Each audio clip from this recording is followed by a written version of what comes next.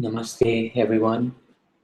Sadguru Sri Muji Ji ki Jai, Sri Ananta Ji ki Jai. Today I'll be resuming the reading of Sad-Vidya by Sri Ramana. So before we begin, let's invoke Sri Ramana's presence, the self which is within everyone. Om Namo Bhagavate Sri Ramanaya. So the first part was finished last week. This week we will begin with the book is actually divided into 4 parts. The first 2 parts, there are actually 2 main sections. And the first part that I read last week was a synopsis of the first section.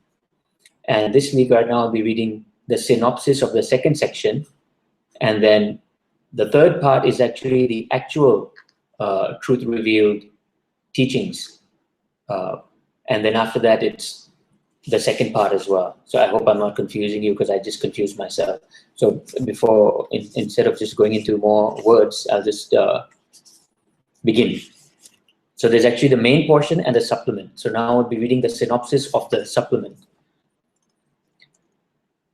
Association with sages leads one to liberation. Such association should therefore be cherished. Along with the practice of self-inquiry, such association is more potent than any other sadhana. Along with the practice of self-inquiry, such association, as previously mentioned, the association with the sages, is more potent than any other sadhana. See, what happens is this, in a way, what this actually means is to associate with someone who is very clear, to associate with those who have realized the self is very beneficial, because you will get direct pointing into what needs to be seen clearly in their company. Whereas if you were to figure it out through the words and all that, just going through the maze of words will not get you anywhere. By the grace of Sri Ananta Ji, Sadguru Sri Muji Ji, because of watching their YouTube videos, attending their satsangs, the pointings have become clear. I mean, for many, many years prior to this, I was also reading Sri Ramana's books. I was also reading Sri Nisargadatta Maharaj's books, but always got caught up in the words. When you associate with the sages, with the ones who realize the self, who know where you are at the moment, who knows your true position, and are constantly pointing without even taking away, or constantly pointing to that which you are. When you're in the company of those, then things get cleared up very easily. And that's why Sri Ramana says, along with the practice of self-inquiry, constantly asking yourself, constantly looking within to establish the real position of where you are, association with these sages, the ones who realize the self, can be very beneficial and is extremely beneficial. So to constantly attend the satsangs. That alone suffices as the supreme means to one's liberation. The mere darshan, the mere seeing of the sage, removes all affliction and evil. For the benign glance the sage bestows makes one at once pure. Maybe that. For the benign glance the sage bestows makes one at once pure. What this means is that we may go with all sorts of ideas to the sage, to the realized one. All sorts of ideas. I'm a sinner, I am this, I am that, I'm mixed up and all that. And the sage, through the clarity, points out right away and says, who's saying that? What are you? And makes you look inside it. And then through the real inquiry, you start realizing that you see what is being pointed at. And when you see what is being pointed at, all these ideas of being a sinner, being impure, having a restless mind, all of these get put as something that is being watched. And what you are automatically becomes clear from that which you are witnessing. And that's what happens when he says that The benign glance of the sage that the sage bestows makes one at once pure. At once pure means, see, it doesn't take at once, in this word, at once pure does not mean it takes any time to be pure. You see, you don't have to work on being pure, because this is simply another strategy, another side strategy to be pure. You don't need to be pure. You are already pure. Question yourself into what you are, and you will see where the impurity lies. The impurity does not lie with where you are. The impurity lies with the concepts. The impurity lies in the phenomenal domain, where you can see my mind is impure, but that can be seen. So this is what it means by the glance of the sage and the company of the sage. So this supplement is basically praising and talking about the importance of being in the company of a sage. It may use a lot of traditional terminology for people who are more of a devotional bent, and talk about the importance of the sages. But this is simply to get them to come into the company of the sages, so that what is true can be pointed at. What is true can be pointed to. Namaste, Bhagavati ji. Thank you. Thank you. The Supreme Being is one, and it is the Self. The Self is pure consciousness. It is the source of all kinds of illumination. The Supreme Being shines as the Self in the heart. Steadfast inherence in the Self is the goal of every sadhana. The Supreme Being already exists. There is only the Supreme Being. And every sadhana, every spiritual practice that is undertaken, no matter how divisive it may seem to the mind, because the mind likes to divide something, likes to categorize something. It says, no, this is a bhakti sadhana. This is a Gyan sadhana. This is a, Raja Yoga sadhana, whatever it is, or Kundalini sadhana, whatever it is, whatever practices you're undertaking. The goal of every sadhana is to make you realize what you are. It's just that depending on the temperament, a person may be more attracted to a certain path.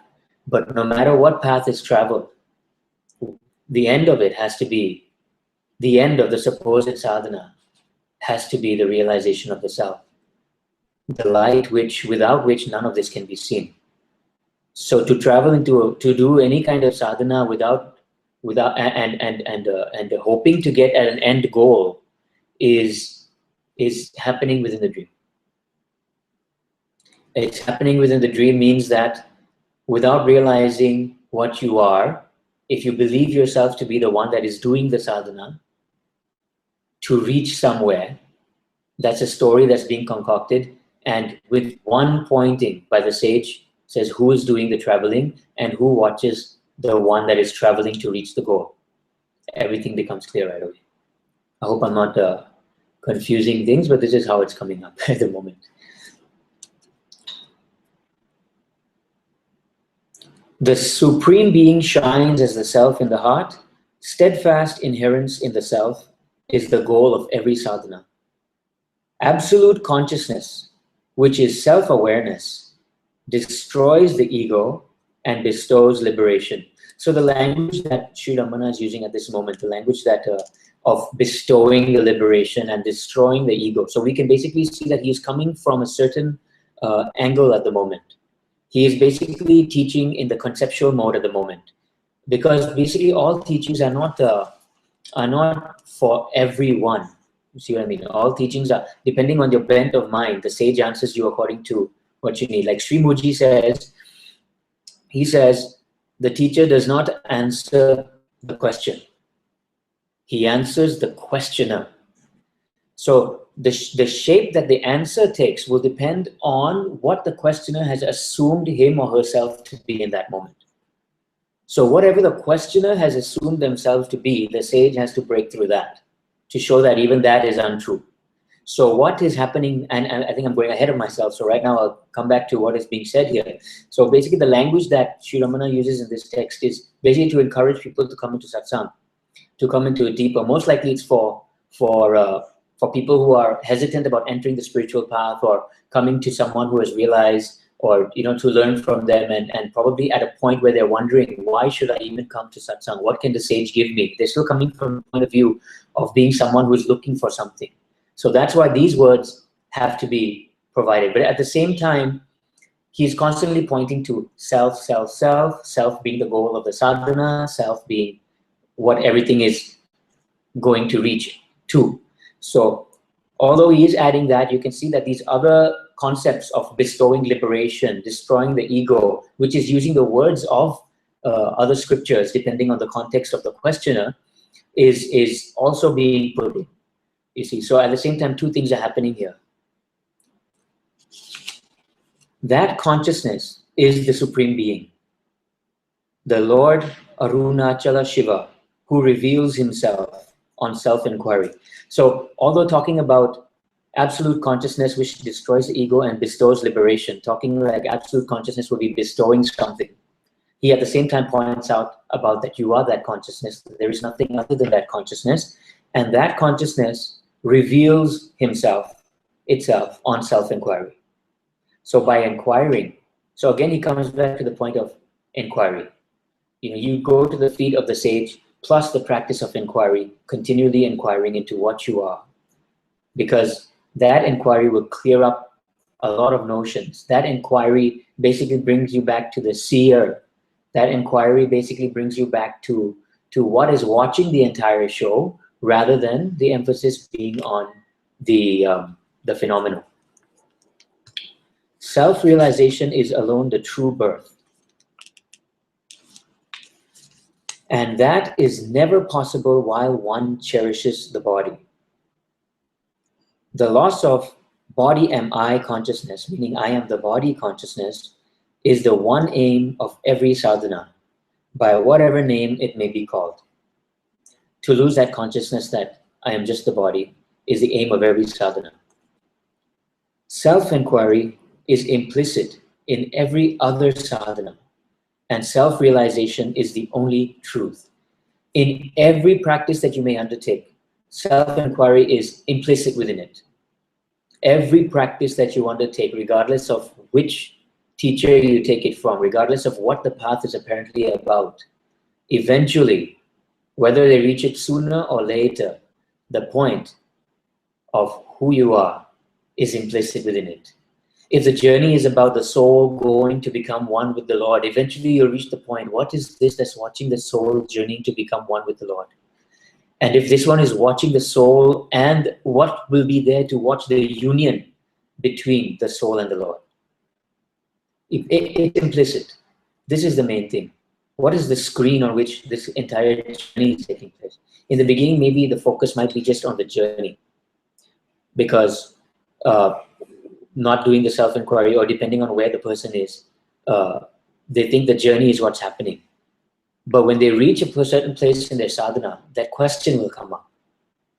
What is this that's watching this entire journey of the soul going to become one with the Lord? What is this that's watching the journey of the movement through the chakras, or whatever it is? You see?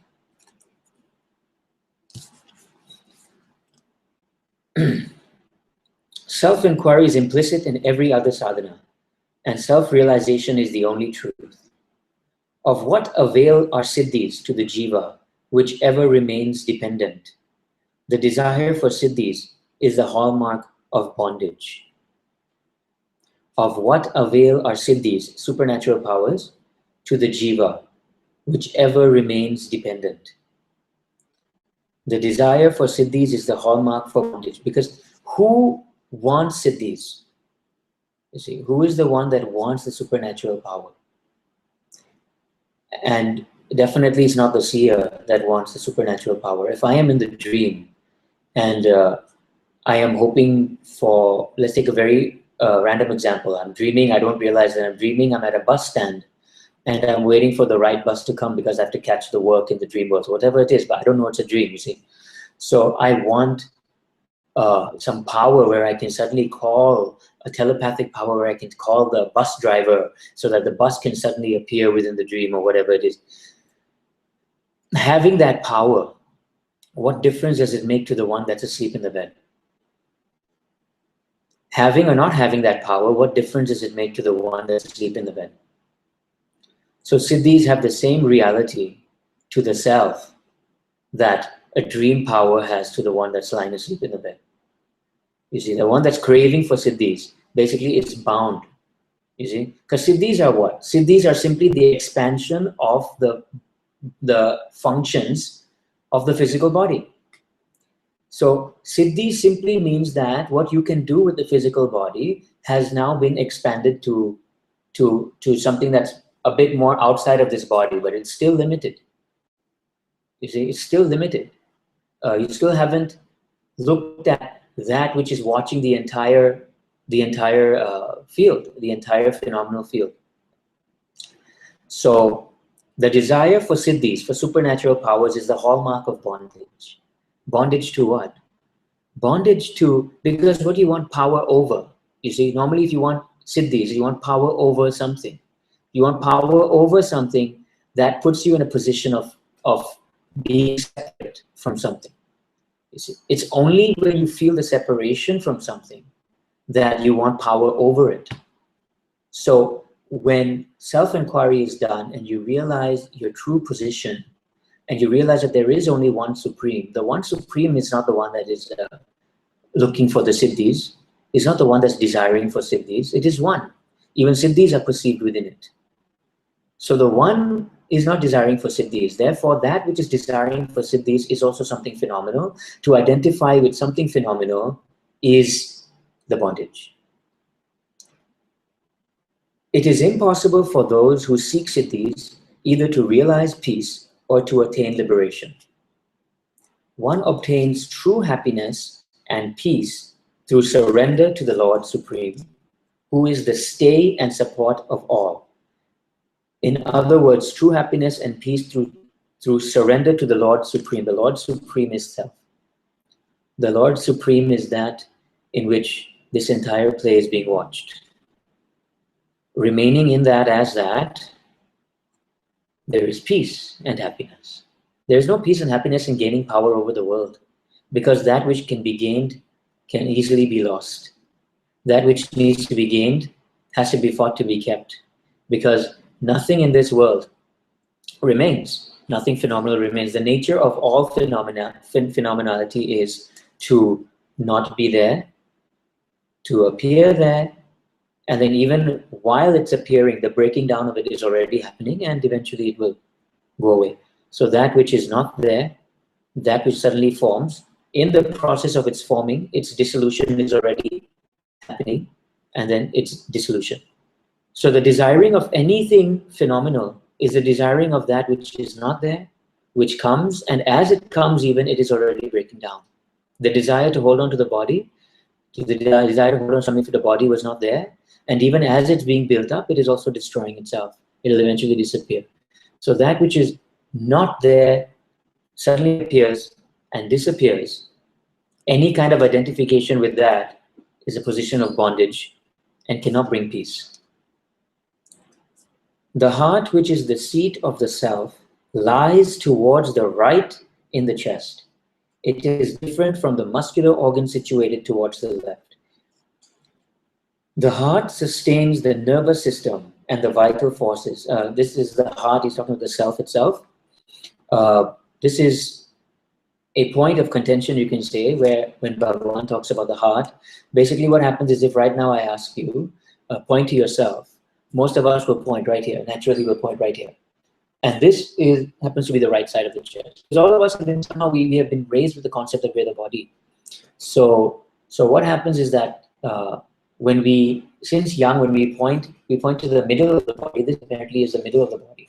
You see, so when we point to this place, we say, I'm here, because we've been trained to think of ourselves as the body. Actually, we're neither here nor here. But the thing is, when Sri Bhagavan writes this about the right side of the heart, I think it's more of a teaching, although I'm not really sure, so I won't want to comment on that. I just, from an intuitive sense, it's more like like a pointing to someone that it's not physically maintained. You see what I mean? If we say the heart here, then that heart is maintaining this physical body in a way. It's pumping the blood and all that. But what is maintaining the heart? What is making that beat? What is seeing the heart? What is seeing all of that? So he wants to place the emphasis, I feel, on something that is other than the functioning of the physical body.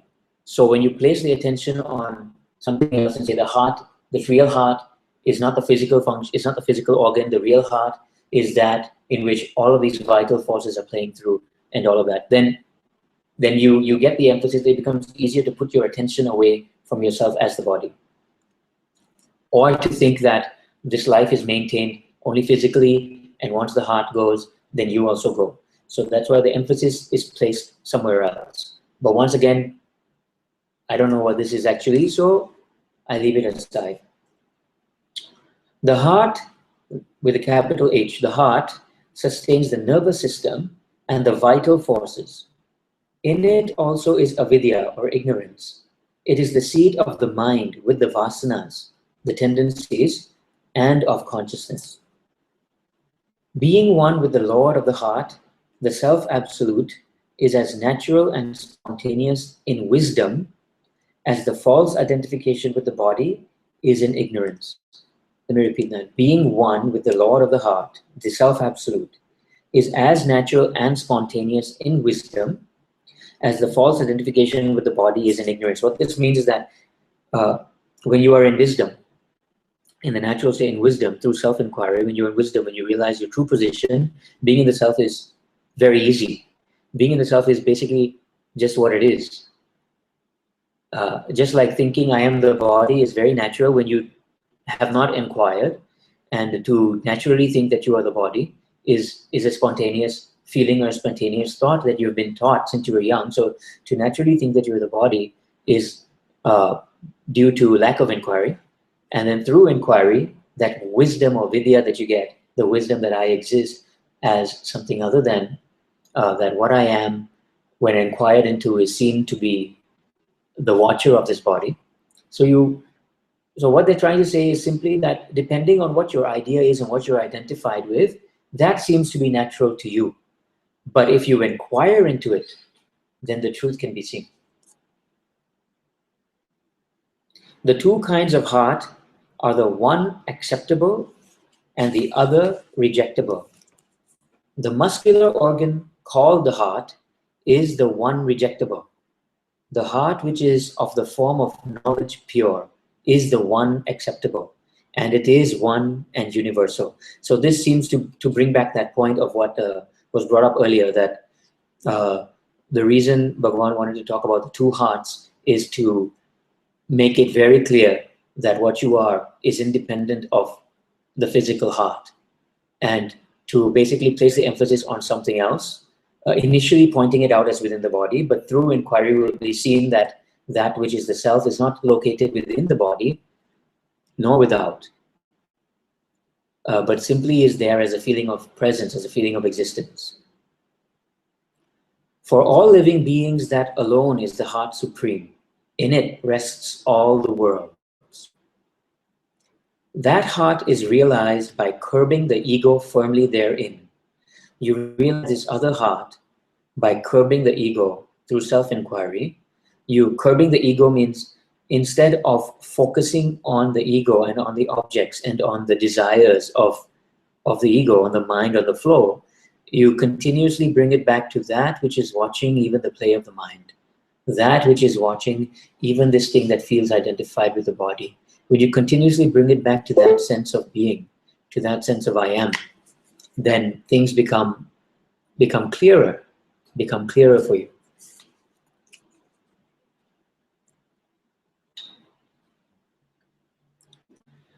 Through incessant practice of soham bhavana, the feeling of I am, soham, I am that. Bhavana means feeling or intuitive sense. So through incessant practice, through continuous practice of being the I am, desires and vasanas of the ego are destroyed. When you continuously inquire into what it is that you are, desires are destroyed, because desires belong to who? You see, so when you inquire into what you really are, you realize desires don't belong to that which you really are. Desires are simply another play that's happening that can be watched. And the vasanas, the inner tendencies, the innate tendencies, these are also watched and are phenomenal. And they're being watched from a place that is not affected by that. Holding fast to the truth transcending the three states, life's activity should be viewed as a lila, as a play. Holding fast to the truth transcending the three states. So when you keep on incessantly, like Bhagavan says, incessantly practice, incessantly stay with the I am, incessantly come back to that which you are. Like right now, very, very simply, can you feel the sense that you are? Regardless of what's happening, allow everything to be as it is. Allow whatever thoughts are happening to happen. Don't fight against them, because that resistance is also more thought. To fight a thought is simply another thought. To say, I don't like this thought and my mind should be quiet is simply another thought. So you allow all thoughts to be, including this one. You allow whatever your body is feeling to feel. Allow it to feel as it is. Allow it to feel whatever it's feeling. Allow it to think whatever it's thinking. Allow any pain that's in the body to be there. Allow everything to be as it is, without changing anything. And even the thought, if it comes up, what is this guy telling me to do? I'll allow that to be there also. And simply allow everything to be as it is. And stay with the sense of being. You know you exist. Whatever is happening, no matter whatever thoughts are coming, no matter what feeling is there in the body, no matter what is going on, no matter how fast your heart may be beating, no matter whatever it is, you still have the space to realize that you exist. You still have that space to realize the feeling of I am, that intuitive sense that you exist. So remain as that despite all of these thoughts happening. You don't have to stop the thoughts to go to that space. That I am sense is already present while the thoughts are happening. So remain with the I am right now and allow whatever is to be. And then inquire right now, who are you that's watching the thoughts? These thoughts are simply happening, simply arising. I'm not making them happen, but I can see the thoughts. This feeling that's in my body is happening by itself. I'm not the one doing it, but I can observe it. Any action that I'm doing right now, let's say, for example, even now as I'm speaking, the hand movements that are going on is not, I'm witnessing it, but I'm not making it happen because it's already happened before I even noticed it. So I'm not even in control of that. Okay? So I'm not even in control of that. So I allow that to be and I remain as I am. I remain with that intuitive sense that I am. Whatever worries right now are happening. So for example, I'm sitting in my office right now and I'm talking about this and I think about a phone call that I have to make within the next 10 minutes or whatever. I allow that thought to be there. And that's okay without doing anything about it at the moment. It'll handle itself when the time comes. If I have to make a call, it'll happen. So right now, I even let that be and I remain with the sense that I am. As I remain like this, the thoughts sort of either are still there or they vanish or whatever, but it's no longer important to me, you see. It's no longer of importance to me. When I focus on the background, when I focus on what I really am, in which all of this appear, then the thoughts itself don't have any power over me. So holding on to this sense, this transcends the three states of waking, dreaming, and deep sleep. So this that I am is not phenomenal, is not in the phenomenal sense. It's basically, it's something that it is phenomenal, but we won't go into that as yet. Right now, if you hold on to I am, you can sense that there's that feeling of I am. This feeling of I am is also being observed, but no need to go into it deeper at the moment. Just remain with the I am. And then you will see that this I am is also present now. It is also present in the dream state. And it's the same I am that is in both. It's just the content of the story that is appearing on this I am is different. In the dream, it's different. In the waking state, it's different. Okay? And in the deep sleep, the I am feeling is completely gone. But there's still something there in in a state, because when someone calls you, that somehow comes through. So it's there, but not in an active state, and you can't even remember having the I am. But the I am is as it is in the deep sleep state. It is not viewed phenomenally. Okay. He alone that has conquered the senses is the Jnani, the hero, the wise one.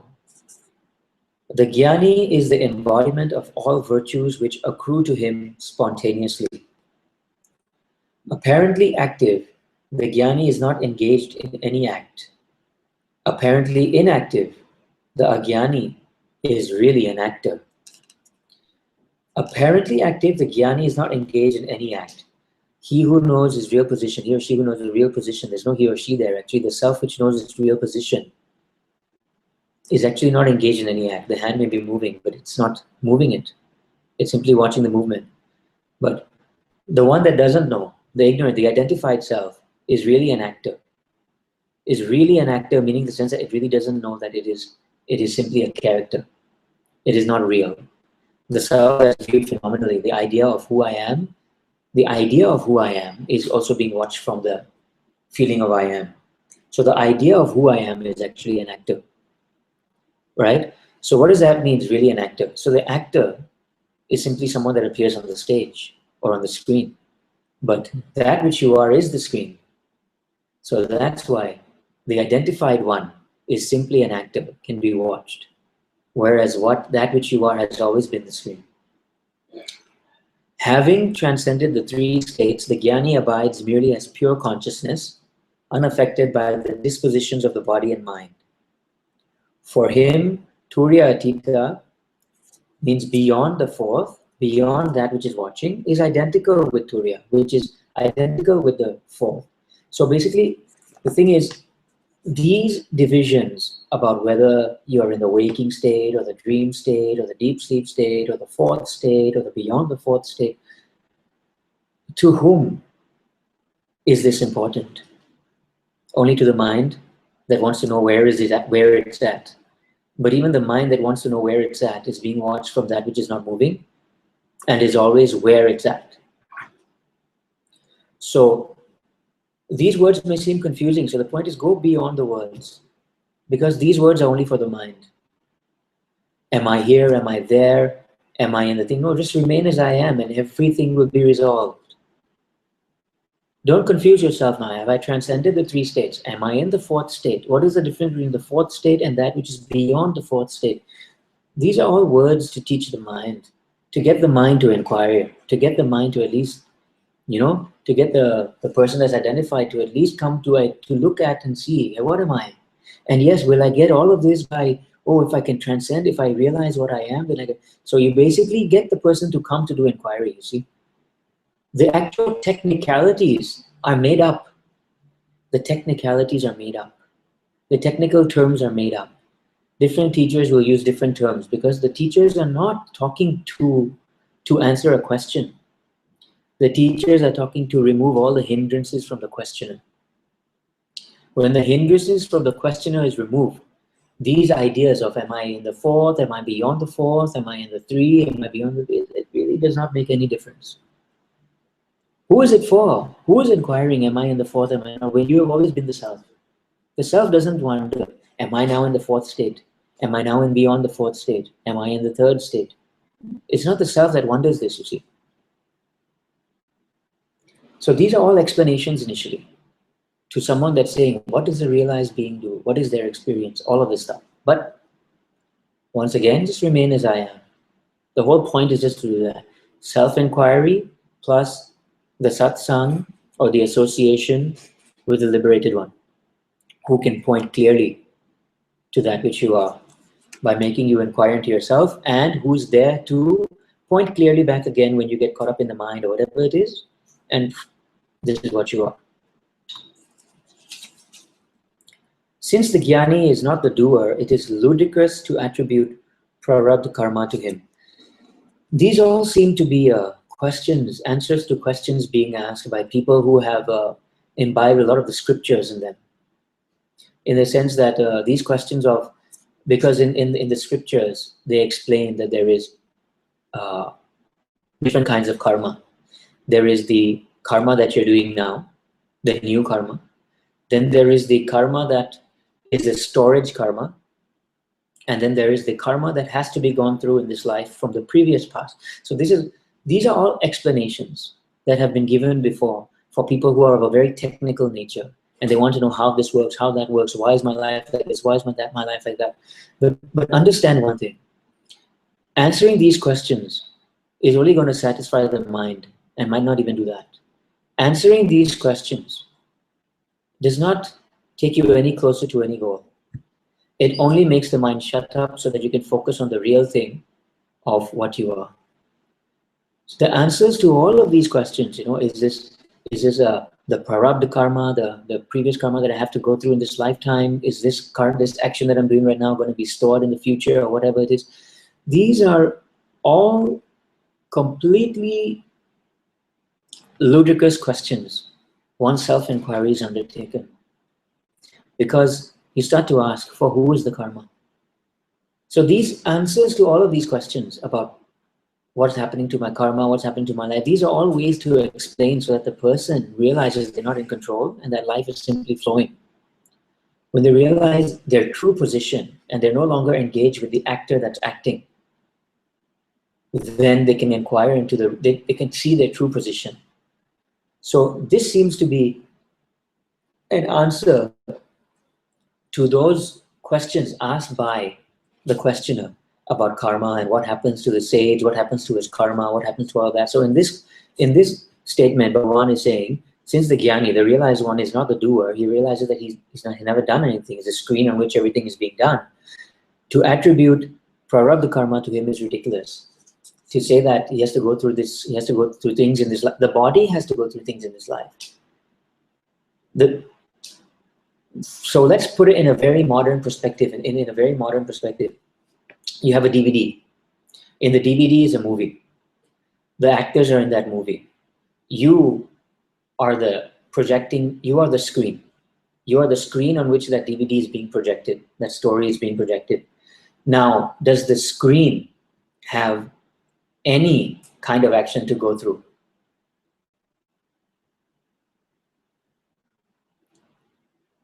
Multitudes of actions can be happening on the screen. The actor does this, does that, he jumps, he falls, there's a fire in the building, they're jumping into the underwater, they're going on the boat, they have a motorbike, they're getting shot at, all of these things are happening.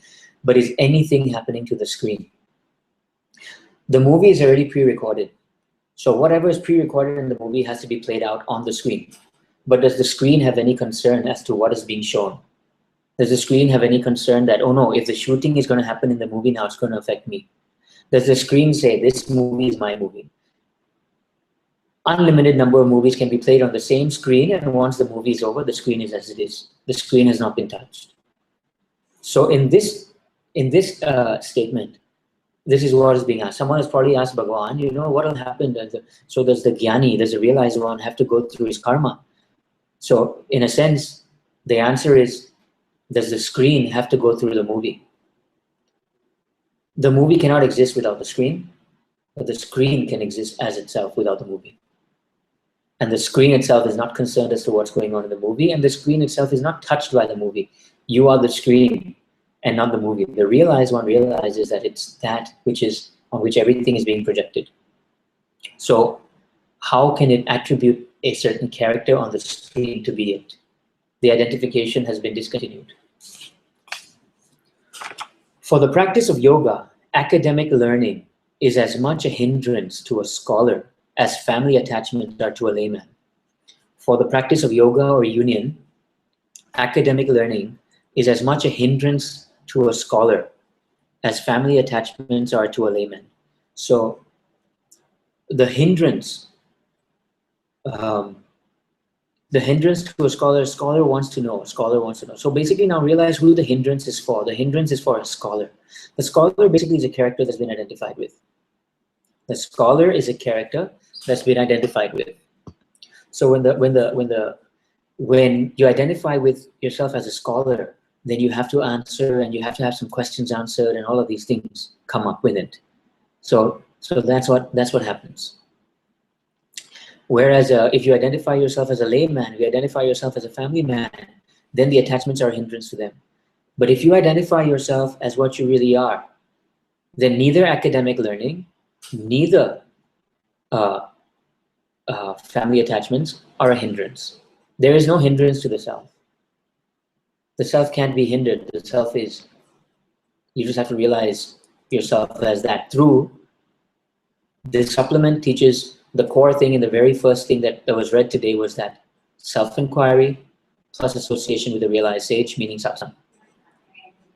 Mere academic learning reduces a person to the status of a reproductive machine if he does not seek to transcend karma. Mere academic learning reduces a reproductive machine in this sense means like a recording machine, like a cassette recorder. So you are simply taking in whatever you have learned and you're simply regurgitating that out.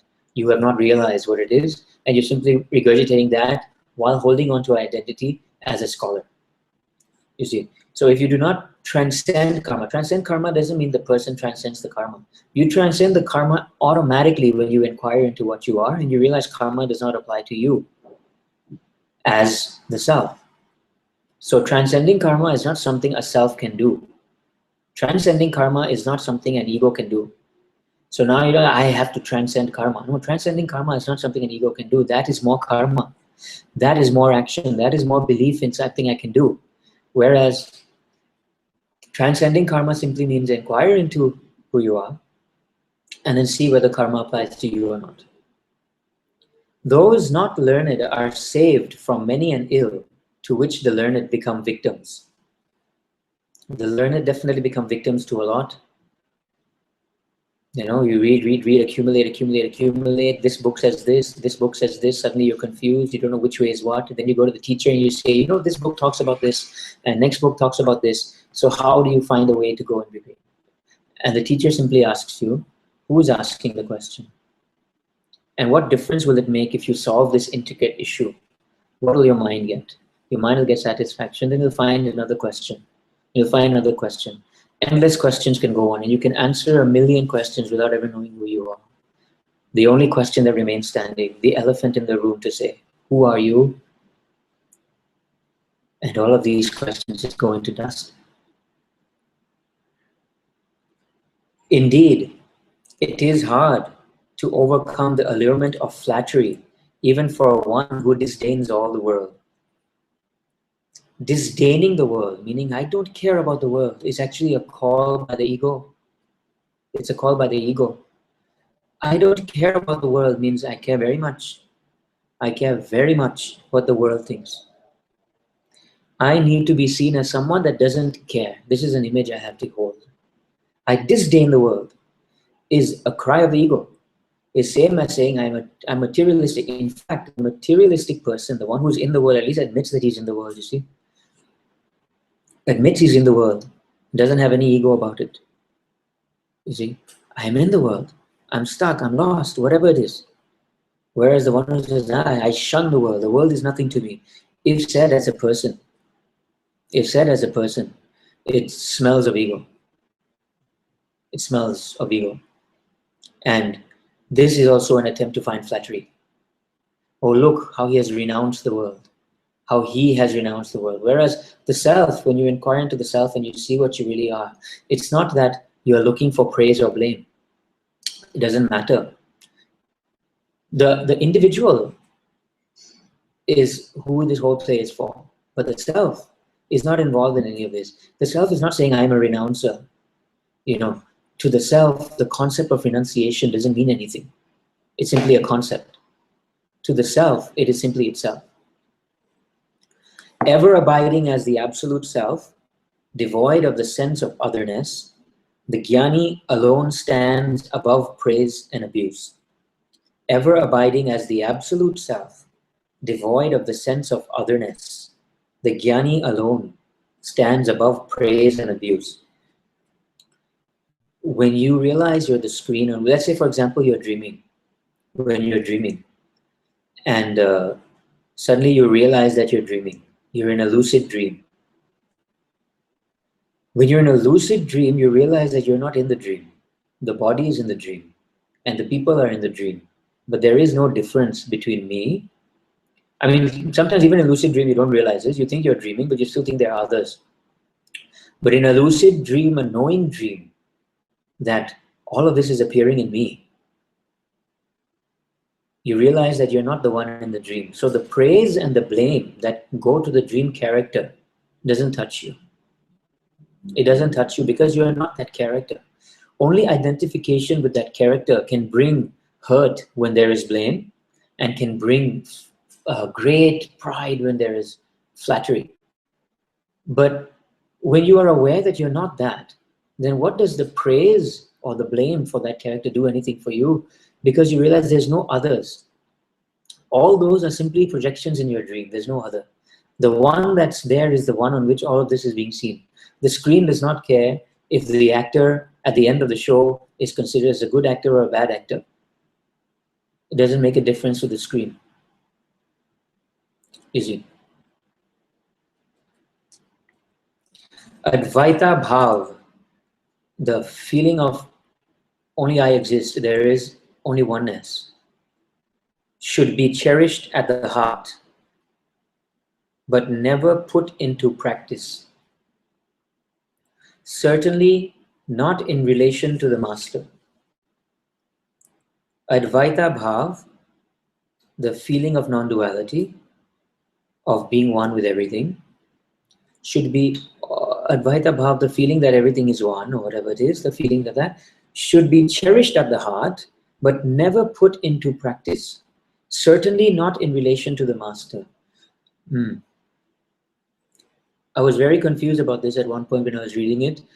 Then I was just thinking through it right now by the grace of Guruji. And what happens here is, who will put the feeling of oneness into practice other than the ego? The ego will put the feeling of oneness into practice. You turn oneness into a practice. You say, I am non-dual. I am going to become the screen. I am the screen, but you're still identified with the person. I, Sukhbir, am now the screen watching the show. And so that becomes a different thing. Because when this is done, more inquiry needs to be done into what you really are. Because this is the ego trying to usurp the self-inquiry for its own greatness. And when it does that, it says, I am equal to the guru. I am equal to the teacher. The ego, the seeker identification, is equal to the teacher. This is where the problem will start. Because it means that something has not yet been seen clearly, and the ego itself will assume that it is equal to the master, and destruction occurs. Destruction in the sense that delusion, very, very strong delusion comes in. Might set itself up as a master and do whatever it does, but it's still very strongly smelling of the person. So that's why Advaita Bhav, the feeling of oneness, non-duality, should be cherished at the heart. Should be cherished at the heart. You know, at the heart, always cherish yourself. Always go back to it. Self-inquiry. Always keep yourself in inquiry. Because you see, when you realize what there is to realize, not you realize what there is to realize. So there is only the self itself that is being realized. See, there is no other one that is being realized. So there's only the self that's being realized. So when there's only the self that's being realized here, it doesn't need acknowledgement of its realization. You see, it's only the person that needs acknowledgement. So that's when you realize you're the only one that's there. It's an observation. It's an introspection. It's an inquiry that yields fruits right away. But it's not something to go and announce. You see, it's not something to announce to anyone. That I am the self. Yeah, this is, who needs to say this? You see what I mean? Even when that's why I say this channel is very beautiful, in the sense that there is no way to do that, because the Guru's grace is here. There is no way for you know, because of the sangha, the family helps to point you back to what you really are. So even if this makes a mistake or something like that, even if this one suddenly becomes full of ego, the master will cut me down to size. He'll cut me down to size, and I'm praying that he cuts me down to size if ever the ego comes up. And this talk may actually be coming from the ego itself, for all I know. You see, because actually this kind of talk doesn't really need to be done. It's simply being done by the grace of the Master. It's simply being done. The Master is giving us an opportunity to simply express this on his his channel, but it does not mean that that this one speaking now is now a teacher, or that Sukhbir is now a teacher, or even that approach is now that I said this one. You see, it's a very humble way of saying that humble way is on purpose. To be humble on purpose is smelling of ego. So this is very interesting. I mean, that's why this feeling should always be kept in the heart. The feeling of oneness, self-inquiry should always be continuously going on, so that things get cleared up. You see, and should never be something to be practiced in the sense that to be practiced externally to show someone, I am practicing self-inquiry. I am a practicer of self-inquiry, or something like that. And then should never be used with the Master in the sense that me and the Master, since we're all the self, I'm equal to the Master, so therefore, what's the difference? I no longer have to attend satsangs and all that. That is, see, who needs to say that? This has to be inquired into. Who needs to say that? I'm equal to the Master now, I don't have to attend satsang. It's only the person that says that. See? The quintessence of all wisdom is that on the destruction of the ego, the self is realized as reality absolute.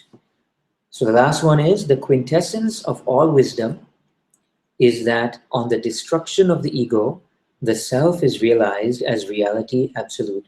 The destruction of the ego happens through inquiry, by the grace of the Master, by attending satsangs, by being in the company of the Jnani, by being in the company of the Master, and doing continuous self-inquiry, always placing yourself in the position of I am, always seeing it, always doing it internally, not outwardly, as something to show off about. And then destruction of the ego simply means seeing where you really are and what is ego. See, when you see what you really are, then what ego really is becomes very clear. And this all happens by the grace of the Master. Thank you very much for joining on this on today's talk. All of it has happened by the grace of the Master. Thank you. Om Namo Bhagavate Sri Ramanaya. Sadguru Sri Muji Ji ki Jai. Sadguru Sri Ananta Ji ki Jai. Sangha ki Jai. Om. Thank you very much.